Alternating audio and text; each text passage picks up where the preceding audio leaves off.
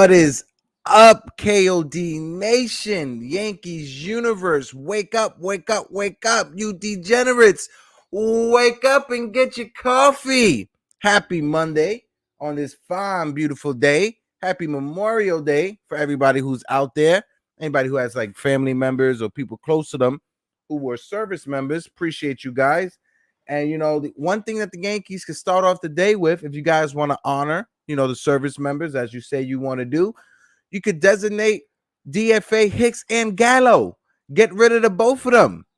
If you guys want to show some love to the service members out there, get rid of those two bozos because right now it's a tragedy. But there's a lot of other stuff.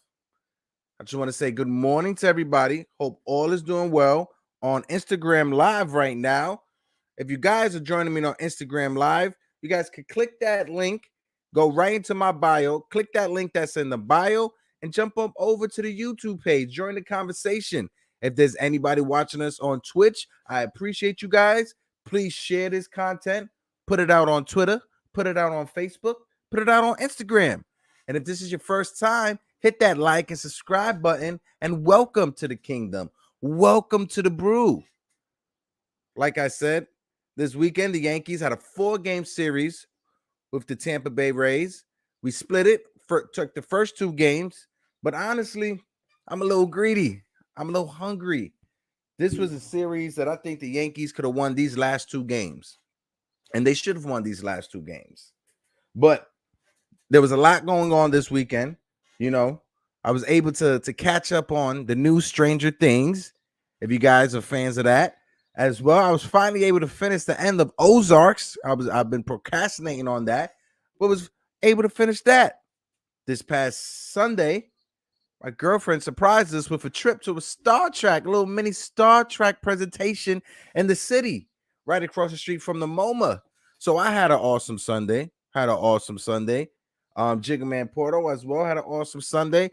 The Degens, the Knights this Saturday, we had a tough loss, but the other guys covered that. I just wanted to touch it real quick. But let me just shift my focus, shift my gears. Like I said, Joey Gallo. Joey Gallo is 2 for his last 29, which equals a 0.69 batting average. And for the season, Joey Gallo is batting 167 for the season. Oh man, yeah, it was pretty dope. I'm not gonna lie. I can't wait for part 2 to come up so I can finish it. But Joey Gallo has been struggling this season. Joey Gallo is hitting a cool 167. He has an on-base percentage of .2222, and he has a slugging percentage of .205. Aaron Hicks has a batting average of 1.67. Well, 167. Has an on-base percentage of 270 and a slugging percentage of 233. And then Kyle Higashioka has a 164 batting average, a 222 on-base percentage, and a 205 slugging. And we're going to call these guys the Garbage Pail Kids. Oh, my God, these Garbage Pail Kids. I don't know what it is, but the bottom of the lineup cannot be producing like this. You know, we get a little hit or here or there from Trevino. I get it. IKF has, you know, little hits in there. I get it. But with Trevino, you know what you're going to get, right? And like I said, both Higashioka and Trevino are both at this time backup catchers. Now, when you're winning, these type of things are covered or masked. You can hide them. But when the Yankees lose 2 games to a divisional rival, and you have no Giancarlo Stanton, and you have no Josh Donaldson, DJ LeMahieu just came back from injury. When you got all this going on, Joey Gallo, Aaron Hicks, and Kyle Higashioka, they stand out like sore thumbs, big sore thumbs. You know, and it's sad as a Yankee fan, as somebody who grew up watching this team, seeing how good this team is right now. Granted, we still are first in our division, We still have the best record in baseball. I understand. It's a bit greedy if you want to win every game. I get it. I understand. But when you get little mistakes like this that cause you to lose, those laws hurt a lot more than a regular loss, if you understand what I'm saying. Now, some bright spots. Aaron Judge had his 18th home run of the year last night. Gleyber Torres was 3 for 4 with a solo ding dong, his 9th of the year. But the bad news, the bad spots is the Yankees yesterday was 0 for 9 with runners in scoring position. It's horrible. Not going to win many games if you're 0 for 9 with runners in scoring position. Now, I love when, Torres and Judge, when they get into it and they hit the home runs, because as they say, the chicks dig the long ball. But if you're hitting solo home runs and you're not hitting home runs with runners on base or runners in scoring position, you're working against yourself. And that's what happened yesterday. Yankees had 2 home runs, Aaron Judge and Gleyber Torres, but none of them was with runners on the base. The garbage pail kids, the garbage pail kids are the garbage pail kids. We got to come up with a theme song for that, because it's getting ridiculous. The Yankees need to make some moves. Whether it's a Wilson Contreras, whether it's a Cole Calhoun that you could put out there, move Judge to center field, have Cole Calhoun play right field. I like Andujar in left field. Andujar's been hitting. Andujar last night was 2 for 9. Andujar has a batting average of 290. It's above 290. But we all know Miguel Andujar, what one thing he's going to do is he's going to hit. And that's what Andujar does. So when you have a Gleyber Torres who's doing what he's supposed to do,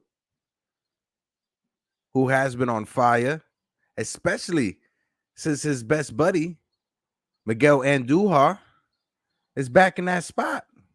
With Miguel Andujar in this lineup, Gleyber Torres is hitting well over 300. You see with the injuries how the lineup is shaping. You got Gleyber Torres cleaning up and Miguel Andujar batting 5th right behind them. Back when Gleyber Torres had his best year, besides his 38, home run year, his rookie year, the person batting behind them was a Miguel Andujar. That's not a fairy tale. That's just reality. That's just facts, as they say. But Aaron Judge as well has been on fire.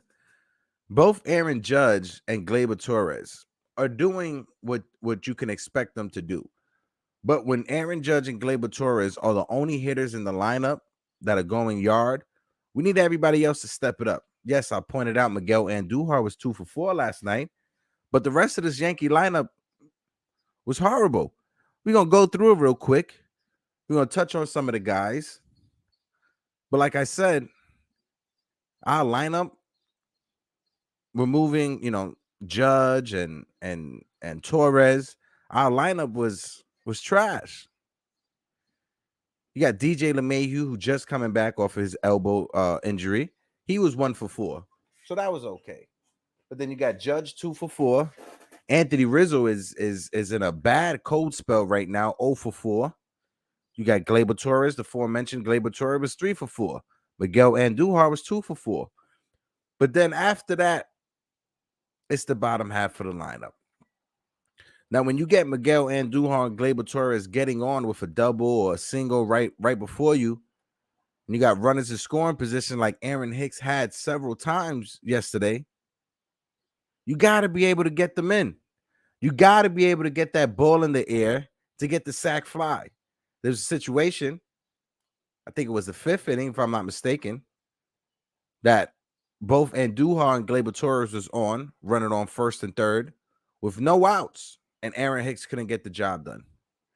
There was a situation with runners on 2nd and 3rd, and Aaron Hicks comes up to bat, and it was a hot shot up the middle.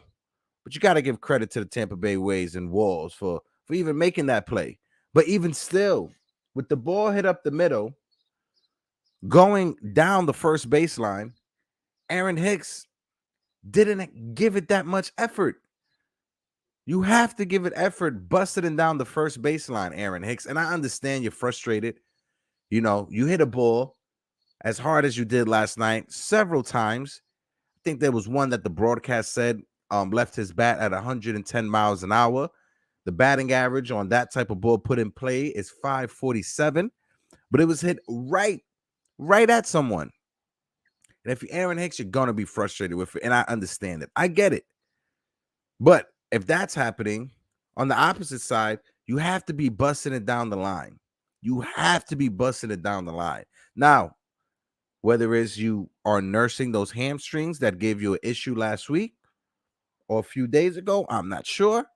But this is a situation that the Yankees need to address and address it fast. They brought up yesterday, and knock on wood, because I don't want this status to change, but it seems like Giancarlo Stanton will be back soon. Hey, shout out to everyone who's on Instagram Live. It is going crazy. Got about like 20 people there. Hey, if you're on Instagram Live watching, hit that link that's in the bio and jump over and join us on YouTube and Twitch. What are you waiting for? What are you waiting for? But yeah, the rest of the lineup. Aaron Hicks was 0 for 4. Isaiah Kiner-Falefa for IKF was 1 for 4. And also, Walls made a phenomenal play against a ball that was hit by IKF in the hole. So, excellent defense all around from the Tampa Bay Rays. That's one thing that that the Rays do is play defense. And when we won the first game of the series, I believe it was Thursday night, the first game of the series, a big reason for that was sloppy defense from the Rays, and the Yankees capitalized on it. Well, tonight you have runners in scoring position, 9 different occasions, and you didn't capitalize. Not one. And if this Yankee team is going to do any type of damage when it comes to the playoffs and the postseason, you got to be able to hit with runners in scoring position.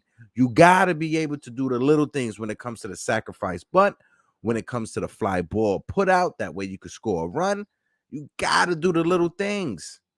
And that's what the Yankees been doing all season so far. All season so far, this Yankee team is not a traditional Yankee team.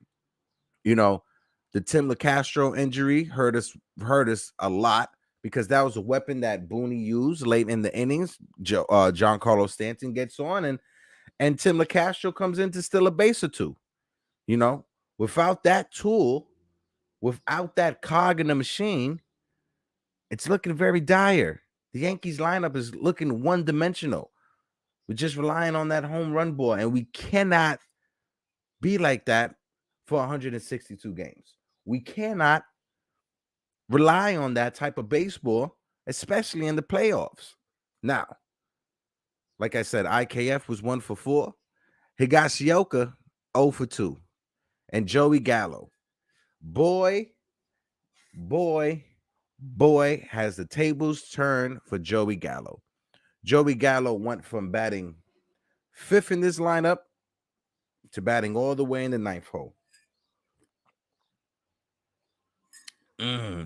Like I said, get your brew. Make sure you sipping on it. But Gallo, Hicks, and Higashioka all batting well under 200. But Gallo specifically. Gallo last night had 3 strikeouts. Yet again, situations where, we need a ball in the air just to get a sacrifice fly. Joey Gallo couldn't do it. Kyle Higashioka as well. Situations where you have runners on first and third, and Kyle Higashioka striking out. We cannot rely on the home run, and we cannot have that mentality that's the only way our team is going to score. Luis Severino last night, I know what his line says. His line says 6 1/3, 2 hits, 4 runs, 2 walks, 8 strikeouts. But that line is nowhere near what he actually looked like and how he actually performed. Those 2 hits that he gave up were solo shots. Credit is due to the Tampa Bay Rays hitters that took advantage of those 2 balls for a home run. But hey, they beat you with your best pitch. After that first inning, Luis Severino switched up how he held his glove, because he felt like he was tipping it, and you saw the dominance. He was phenomenal. He had those 2 walks, but those 2 walks was to start the 7th inning. Struck out the next batter. Now, and then this is where Aaron Boone gets the blame. I understand it. Your bullpen is depleted. I get it. But this past week, your starters have been getting you into the 7th and 8th inning. You know, Cole yesterday only pitched the 6th. Cool, understandable. Well, day before, I should say. But you bring in Ron Marinaccio. Now, this young man, Ron, has been awesome in certain situations. But you bring in a young man whose ERA is in the 6th, with runners on first and second, nobody out, high pressure leverage situation.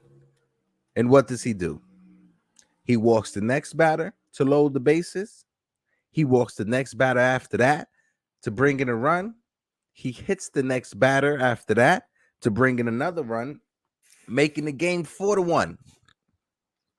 Yankees Twitter went crazy, saying that this is a punt from Aaron Boone. This is just a throwaway game from Aaron Boone. And then in the next inning, he brings in Clark Smith, who had a phenomenal 1-2-3. Clark Smith would have been the perfect pitcher to bring in that high leverage situation. Not Marinaccio. Clark Smith has been awesome so far this year. Clark Smith has 11 scoreless innings. He has a streak of 11 scoreless innings. Leroy, good day. Hello, sir. Hope all is well. On this beautiful Monday, this Memorial Day. Oh, hold on. I got a plane flying over me. For some reason, there's planes flying over Dykeman right now. I don't know. But Leroy, if you got a barbecue going on, let me know what you barbecuing today. I myself am a fan of a cheeseburger or two. So if you got some corn, throw it on the grill. If you got some steak, throw it on the grill. Let me know what you eating today and save me a plate. But yeah, like I was saying, Marinaccio and Clark Smith. That should have been a situation where Boone brought in Smith in that 7th inning, and then Marinaccio in the 8th. But hey, that's just me. Personally, I think that was a mistake done by Boone. And the Yankee fans that are on Twitter that are upset, I understand. I'll be upset too if I was you. Point blank. It was a bad move from Booney. All the way around, it was a bad move from Booney. But let's check out this Tampa Bay Rays lineup. Okay, for the Tampa Bay Rays yesterday, and this is the thing about the Rays that you got to love, that you got to respect. They have so many players who could play so many different positions and come off the bench. You know, when it comes to analytics, when it comes to the game within the game, the Tampa Bay Rays, they use every aspect that they can. Anything that they can get their hand on that they feel is going to give them an advantage, they take advantage of it and they use it. You know, when it comes to shifting, the Rays were the first ones to do that. When it comes to, you know, different matchups in the bullpen, the Rays were the first to do that. When it comes to starting the game for reliever, the Rays were the first ones to populate that. So the Rays over these past 10, I'll say 15 years, since 2007, since I graduated high school, they have been a thorn, not just in the American League East, but in baseball in general. Every aspect of the game that they can get their hand on, they use, and they use it to their advantage. Honestly, if that Moneyball movie never came out with Brad Pitt, it would have to be on the Tampa Bay Rays, not the Oakland A's. But hey, let's look at this lineup. You got Kevin Kiermaier, the center fielder, was 0 for 4. Yandy Diaz, the first baseman, was 0 for 4. But then Juan LaFranco was 1 for 3. G-Man Choi, the former Yankee, was 1 for 3. He had a home run. Margot, the left fielder, was 0 for 3. And you got Walls, the third baseman, who can literally switch it around and play third base, shortstop, outfield, however you want to put it. He was 1 for 2, but his one shot was a homer. You got Phillips, was 0 for 2. Zunino, 0 for 2. And you got Brewhan, who's 0 for 3. But they got the hits when they needed it and when they counted. They took advantage of our mistakes when it comes to Mariachino loading the bases up, walking a runner in, hitting a runner for a run. You have to take advantage of your opponent's mistakes whenever they make mistakes. I hate the Trop. Yeah, it's not one of my favorite ballparks in Major League Baseball. And as somebody who is planning on moving to Tampa, it's not one of the things that I'm pretty excited for. One thing I'm excited for, I'll be able to check out Yankee games for cheap. That's one thing. Hey, how you doing? But when it comes overall to this team, to our play this weekend, it's upsetting that we only split it. If you look at our series this year, this is the first series that we split. We only lost 2 series, one to Baltimore and the other one to the Chicago White Sox. So overall, this team is exceeding expectations, especially after the season we had last year. And I understand it right now with a little bit of a cold spell. You know, we just had a stretch of 22 games in a row. And I think we went 15-8 in that stretch, or 23 games in a row. We went 15-8 in that stretch. There's a few games that we should have won to make that record even better. But hey, it happens. It's baseball, Susan, as they say. So I think a split is actually a bonus. Yeah, absolutely. You could have went in there and we lost three out of the 4 games. You're absolutely, Roy. That's what I'm saying. You know, and I understand it. Having conversation with certain Yankee fans, you know, when you're in first place, you want to be undefeated for the entire season. I get it. But let's just, let's not panic. Let's not stress out. And let's not make a move just to make a move, right? Let's look at the good things. So far, Gleyber Torres this year is having a way better season than last year. Let me read off the splits to you. In 2021, Gleyber Torres' batting average was .259. He had 9 home runs, 51 ribeyes, and he had a .366 slugging percentage. This year in 2022, the batting average is a little bit down. It's .243, but he already has 9 home runs. The same amount of home runs he had last year, he already has right now. He has 23 RBIs. He's on pace to exceed what he had last year. But the slugging percentage is what I want to point out. Last year's slugging percentage was a .366. This year's slugging percentage is .467. Basically 100 points higher. Now, like I said, with Miguel Andujar in the lineup, Gleyber Torres is batting well over 300 with his best buddy Miguel Andujar. Miguel Andujar on the year so far is batting .292. No, he hasn't hit a home run yet, but I feel that will come, right? Yankees have a day off today, so they could get an extra game rest, which they need, which means there won't be a show tomorrow. There'll be a show the following day. We got no coverage for tomorrow. Take a day off, Yeah, it is so frustrating. It's frustrating. I understand that it's frustrating, But let's talk about potential trades, right?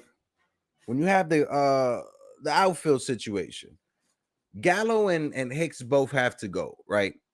I can live, and I've said this multiple times, with Aaron Judge playing center field 3 out of the 7 days of the week, right? Get an extra outfielder just to hold up,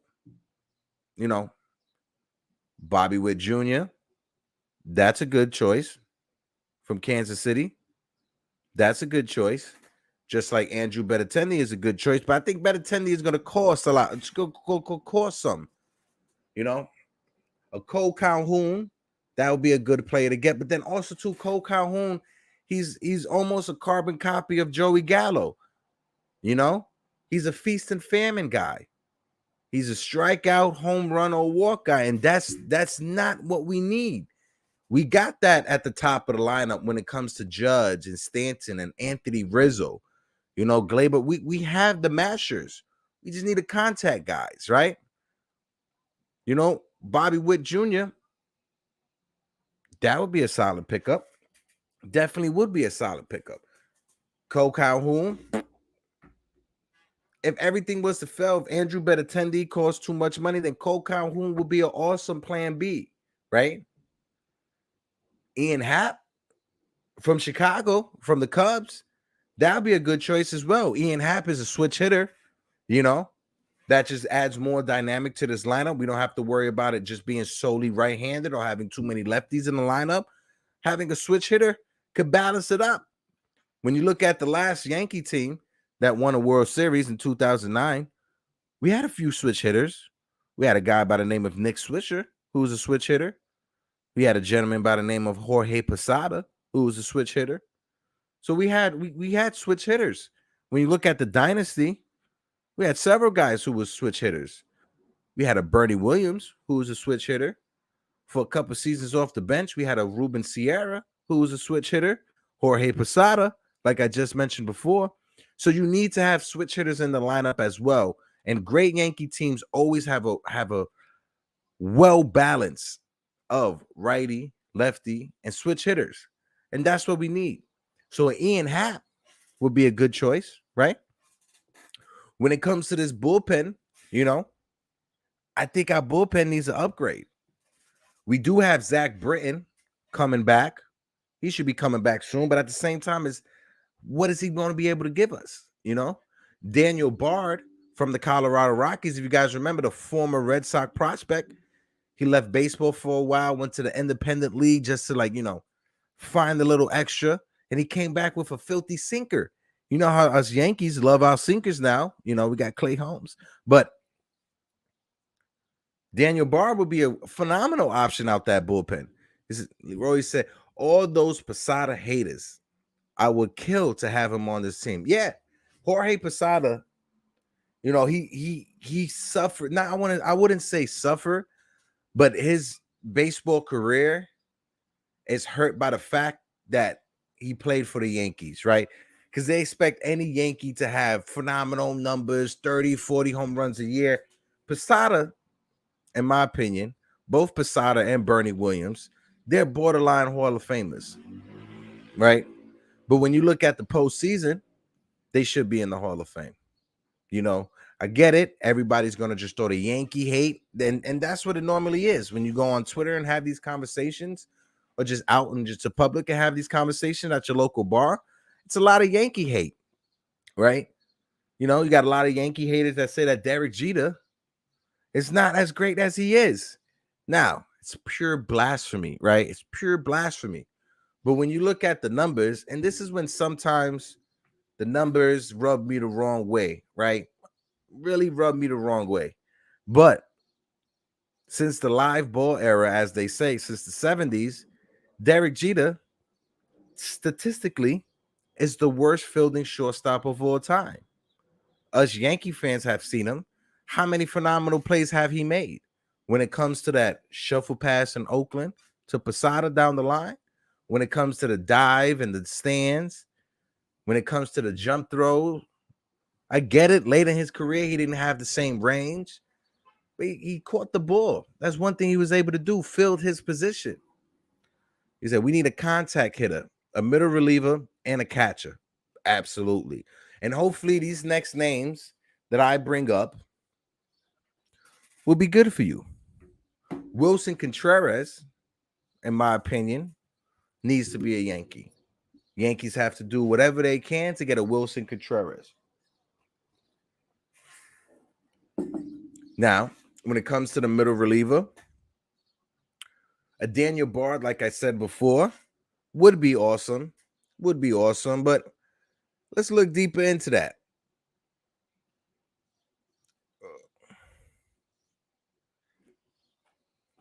Hold on 1 second. All right. You have several teams that are going to be out of contention.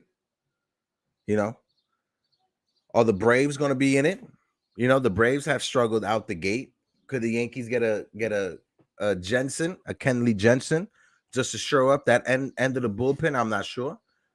You got the Athletics. Could they give up Danny Jimenez? Not too sure. The Phillies got Corey Knebel, who that would be a solid bullpen piece to add. Oh, could we call up the Orioles and inquire on Jorge Lopez? Of course, they're going to want a boatload of prospects. The Royals got Scott Barlow. So if we're able, telephone. So if we're able to bring on Andrew Benintendi, will they throw in a Scott Barlow as well? I don't know. Maybe. Hold on 1 second. You got a Rafael Montero, but the Astros are in first place, so I don't think they'll be able to or want to be able to, give up any of their relievers. From the Marlins, you got Cole Soser, who's been having an awesome year so far. So there's plenty of names, plenty of bullpen pieces that we can add, right? Now, when it comes to contact hitters, that's the issue. Because in baseball right now, as it stands, offense is way down, right? It's been a trend in baseball within these past 7 years: home run, walk, and strikeout. So the contact hitters of the early 2000s is not the same as the hitters right now in this day and age of baseball. And then on top of it, it's not just the hitters. When you have guys coming out the bullpen throwing 98, 99, 100 miles per hour, sometimes it throws you off. So you got a lot more tougher pitchers coming out the bullpen today in this day and age that came out in the late 90s or the early 2000s. Now, could it be that technology is upgraded and the radar guns are a lot better in 2022 than they were in 1998? That's a huge possibility. Let's see. What can be had for the cheap? He is 22 years old and is facing AO pitching. Hey, if the Royals are willing to give up Bobby Witt Jr., listen, I'm not sure if he could be had for the cheap.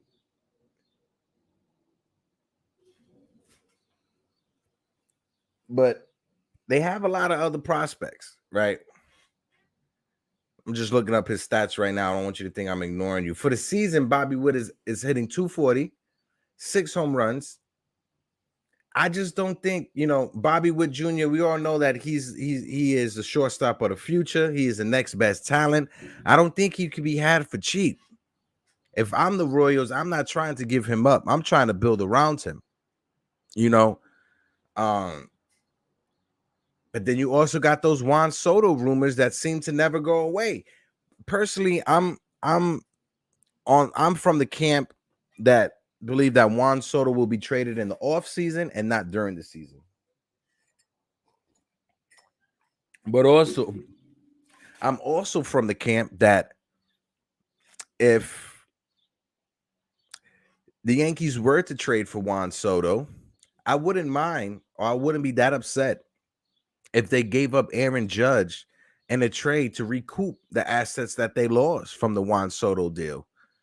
The Royals are 5 years away. Yeah, absolutely. But I don't think the Royals will be trading their best prospect, ever since, and this is their best prospect that they had in their system ever since Alex Gordon was a young prospect, so I don't think the Royals are willing to just trade the best prospect in baseball.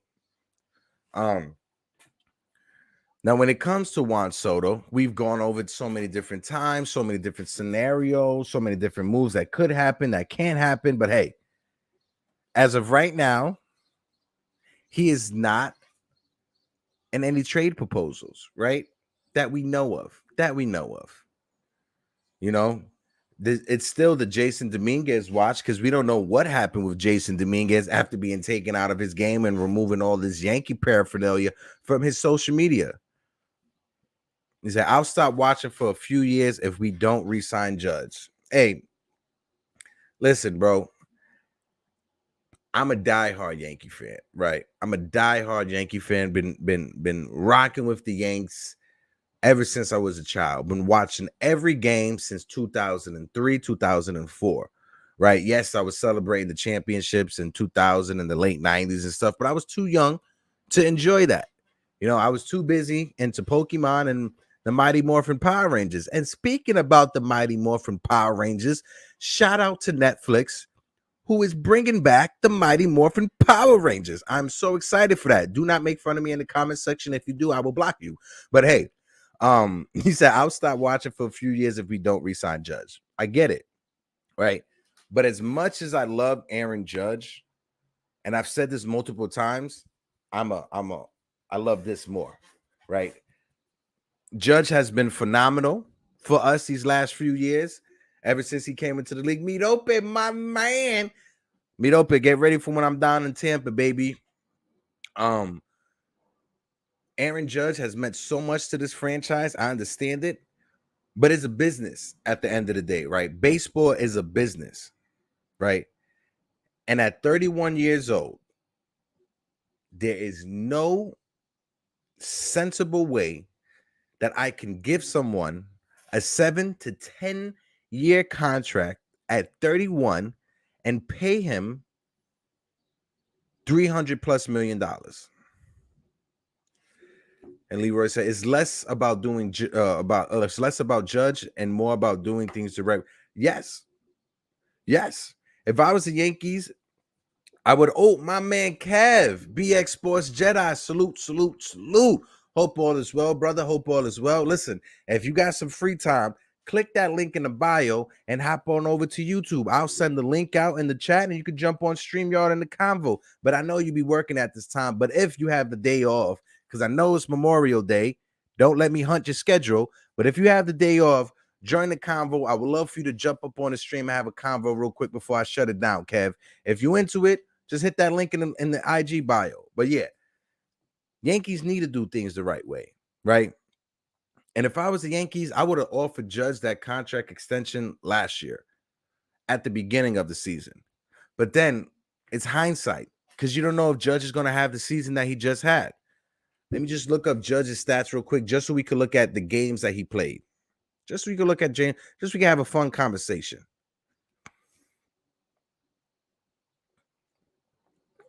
Okay.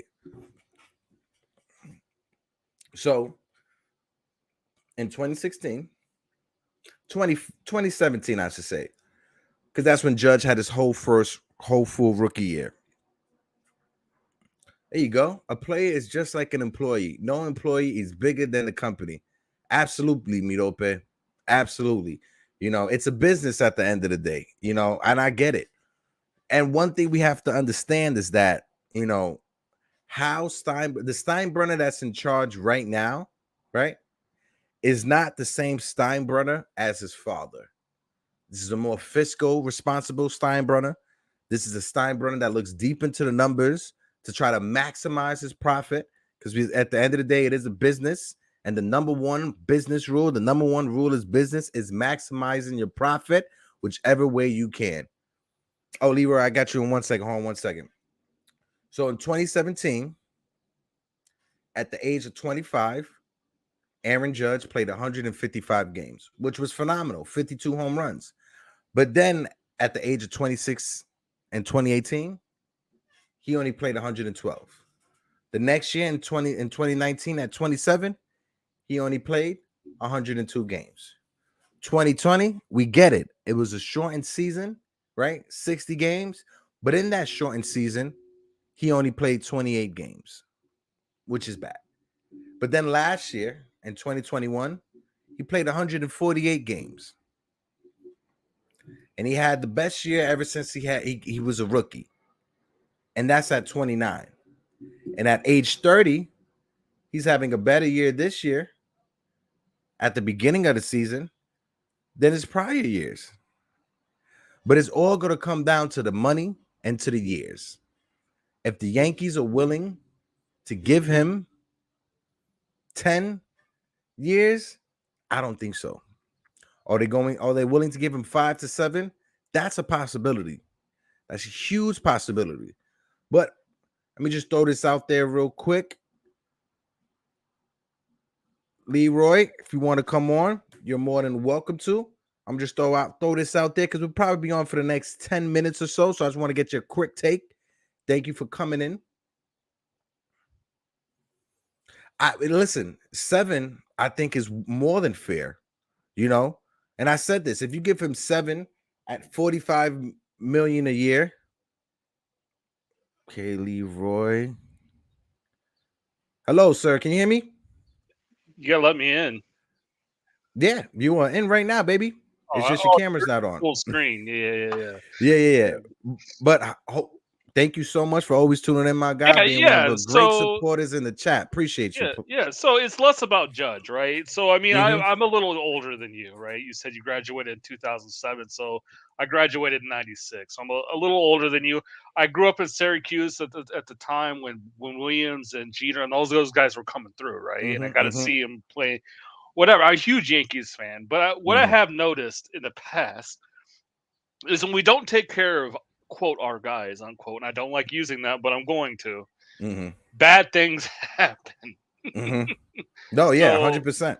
if we don't offer him 7 years and whatever he's worth, then and it's not Judge. It could be anybody else. It could Mm-hmm. you could if Soto was 30 years old, and I'd be the same Mm-hmm. way. Yeah, It's yeah, we yeah. take care of our own, man. Mm-hmm. No, That's all. I get it, brother. If you look back, right, especially like you said, 96 is when you graduated school. When you look back at those teams, right? Bernie Williams, when he hit free agency, the Yankees did the same thing. The Yankees played hardball with Bernie Williams when he was trying to get his money. Granted, Bernie Williams, after he got that contract, had 2-3 solid seasons, but then he teetered off after that, which is understandable at his age and injuries and stuff. But they did the same thing with Jorge Posada. After winning a batting title, he almost went to the Mets. When Derek Jeter went into free agency later in his career, they did the same thing and played hardball with Derek Jeter. So I agree with you that when it comes to our own, we need to do better because we cannot like try to lowball our own talent, but overpay for guys like a Gary Sheffield. I love Gary Sheffield and what we did for him, but we overpaid for him when we should have went for Vladimir Guerrero, which was the younger and safer pick, in my opinion, and for cheaper money. When you look at other free agents that we bring in, we always lowball our guys and overpay for them.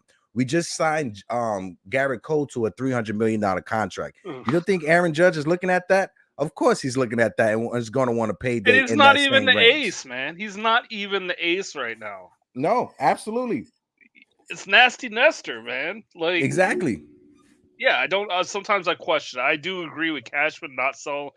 Look, there's a lot of pieces we need. We can't sell Mm-hmm. the farm for one person. I'm tired. The Sato conversation needs to end. I Mm-hmm. think Yeah. because like we cannot.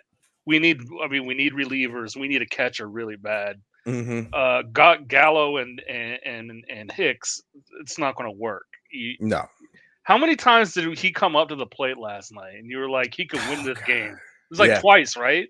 Yeah, it was not even the last night's game, but the game before also, bro. Like the game before also, it was the same exact situation. Like when you look at this lineup and like, the bottom half of the lineup is not who our normal bottom half of the lineup would be. When you got Judge and Torres and Miguel and Duhart getting on base, after that, it's a void of like offense because Hicks is striking out or grounding out. Gallo is striking out. Higashioka is striking out. So the bottom half of our lineup has really been hurting us. The IKF is the only person in there that you're like have any hope for to get Yeah. to get a hit right Yeah, now. because even if IKF puts the ball on the ground, he's still going to hustle down that line and try to beat out a double play. You And know, what was that fly ball that Hicks should have caught yesterday that IKF is in the middle of center field catching? and that's the big issue also with Hicks, right? Aaron Hicks for all in every aspect of the game, not just offensively but defensively. He's just lacking in all fields. He's not hustling like he used to. I just think at 33 it's over for Aaron Hicks in center field. I think it's over in New York for him. Maybe he Yeah, could come back somewhere else, but it ain't New York. And that's yeah. another thing this is we're really bad at this as New York fans is we just think people are going to come over here and make the transition all the time. Mm-hmm. Like, oh, we'll get Sato, he'll come over here and make the trend.